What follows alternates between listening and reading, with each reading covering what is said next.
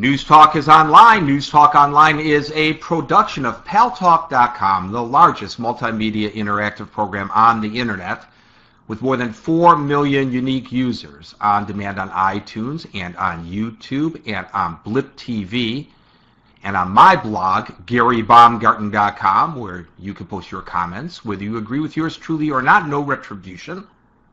And thanks to our good friends at CRN Digital Talk Radio, we're syndicated to an additional 12 million households. I am your host, Gary Baumgarten. I welcome you to the show, and I remind you, as I always do, to go to the Paltalk News Network website, which resides at reportergary.com, reportergary.com, for stories that you may or may not see, hear, or read in the mainstream media, and go there early and often, just like voting in Chicago. Eric in Brooklyn, welcome to News Talk Online on the Paltalk News Network. Hey Gary, good evening. I was thinking about a lot of the things that have been going on lately, and one of the things that kind of popped into my head is a lot of this anger towards Sarah Palin is pretty much a backlash to all of this really nasty and horrible stuff that has been going on. Not necessarily saying that she herself is completely and totally 100% responsible, but at this point, people want a victim. People want somebody to blame. People want somebody to lynch. And it's not right. It's not a good thing. But at this point, we're trying to find that nice, happy medium, and we're going to have to go through a little bit of hostility one way or another until things kind of slow down. Well, okay, thank you, Eric. Well, let me tell you my twist on the Sarah Palin situation. The Democrats are extremely upset at Sarah Palin, not for releasing the YouTube video, but for referring to the criticism of her as blood libel. Now, why would the Democrats be upset by this? I will tell you why. The fact that she used the term blood libel, if you know what the term actually means, served to alienate herself from conservative Jews who would otherwise possibly support her. And as we know, we Jews control the media, and the media, as we know, controls the political process, which means Sarah Palin now, because she put those two words in that statement, will not be the Republican candidate for President of the United States, which means that Barack Obama will no longer be a shoo-in.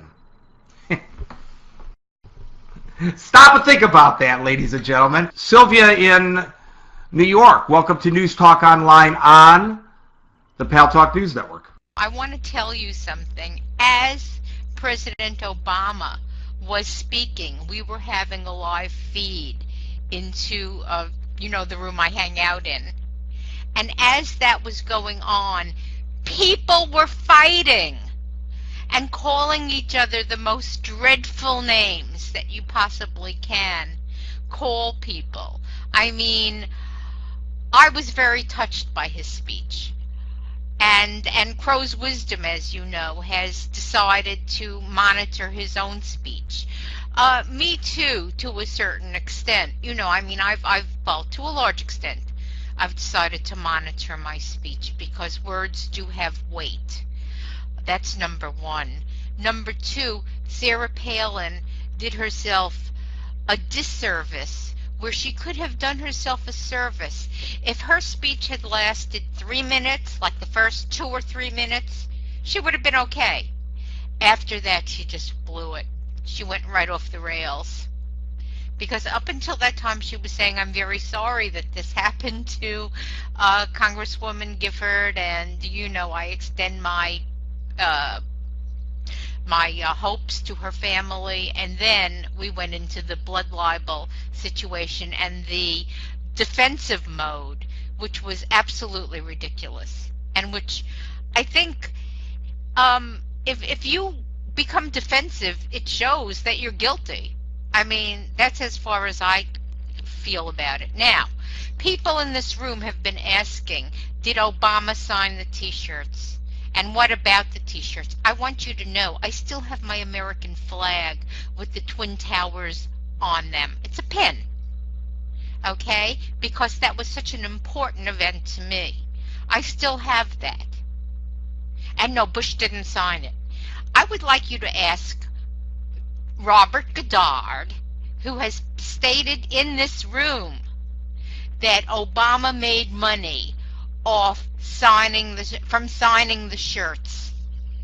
If you know anything about it, I am so insulted on behalf of Obama that I could just, if you know more about this than I do, Gary. Well, the thing is, one of the most successful, several of the most successful and well-visited sites on the internet do nothing but debunk different assertions that are made. It's funny, when Snopes started, thank you for the call, Sylvia, when Snopes started, it was mainly about, is Bill Gates really, if you reply to this email that purports to come from Bill Gates, will he really send you a computer for free? Those kinds of things, to becoming a site that is checking whether it's myth or reality, political assertions, because there's so much Baba Misa. You know what Baba Misa is? It's a Yiddish term. It means bubby stories, grandmother stories that are being thrown out about people in the political arena on both sides. Just to make a point so that it doesn't appear that I'm just supportive of my fellow liberal now. Wow. I belong to a club today. Barack Obama. That whole thing about Sarah Palin saying, I can see Russia. Does anybody know who really said that? Because it wasn't Sarah Palin. Tina Fey said it. But I don't know. I think Tina Fey plays a better Sarah Palin than Sarah Palin does. Cassandra in the United Kingdom. Welcome to News Talk Online on the Paltalk News Network. Well, thank you very much, Gary. Sarah Palin, I think Sarah Palin, her remarks are inappropriate. They're said for maximum effect without a lot of brain engagement that happens. And that, I think, is one of my biggest criticisms of her, is that, I think she does say things for effect. She's like many people who you meet in the chat rooms here on Paltalk.com. I was in a chat room today with somebody who is ostensibly a supporter of the Democrats and a supporter of Obama, and they were calling for the they were downing the Republicans, saying that all Republicans are this, that, and the other, and sort of rabble rousing essentially, and that's the sad thing, isn't it? These people who are supposed to be supporters of Obama, and you would assume are listening to him, are actually going in the opposite way from what he had suggested. Sarah, let me just interrupt you just for a second there, because I really want to touch on something you just said. Uh-huh. Are you of the impression that President Obama was just speaking to Democrats when he made that statement? I think he was speaking to all of us when he was made that statement about more responsible political rhetoric in this country. Absolutely. It's about calming it down. It wasn't just said to the Republicans.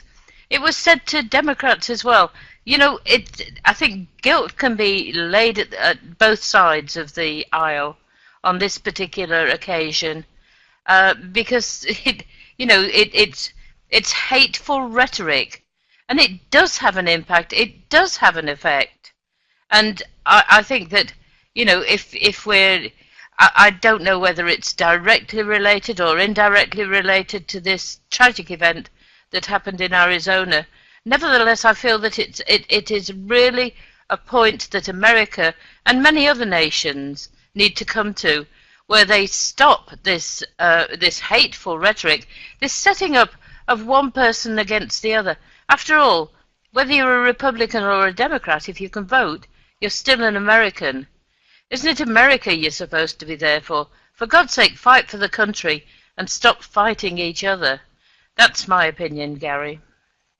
I'm with you on that, Cassandra, and in that respect, let me take it and flip that coin over and look at the other side of that coin and suggest, and I'm sorry some people aren't going to like this, I'm sure, that Barack Obama is not the president of the Democratic Party. He is the president of the United States of America, no matter what party one is a member of, or even if one is not a member of a party, even if one is apolitical. Well, absolutely. Once the person is elected, he represents us all. He doesn't just represent his party. He may have, of course, a platform that he wants to push through legislatively, but when he makes decisions, his decisions are, and when he makes pronouncements and when he takes a leadership role, such as he did, Cassandra, at the Tucson Memorial, he is not speaking to just members of one party or another.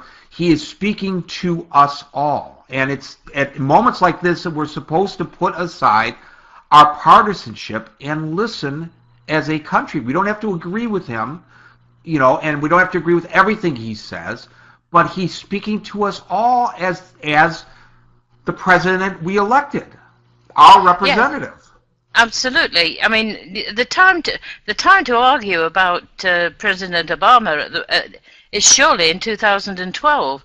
It's when he next comes up to election, then make your judgment on him. Up until that point, he is the president. Like it or not, he is the person who represents you.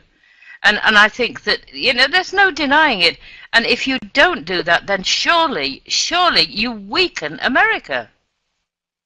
Well, now that I have been identified as who I must truly be, have gone over to the dark side, and I am a liberal, if that is, then so be it. But let me just say that when this liberal, if that's what I am, was a liberal, unless I just became one, maybe they're saying I just became one today magically, during the presidency of George W. Bush, I recognized him as my president. You know? For goodness sakes. Anyway, thank you for that, Cassandra. I'll be back at 5 o'clock New York time Monday for another edition of News Talk Online on the Paltalk News Network. Until then, peace out.